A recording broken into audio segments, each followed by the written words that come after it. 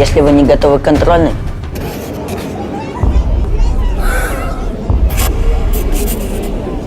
есть способ избежать ее. Позвонить в полицию и сказать, что в школе заложена бомба.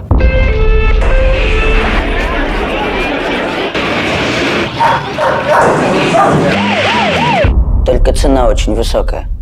1 миллион рублей.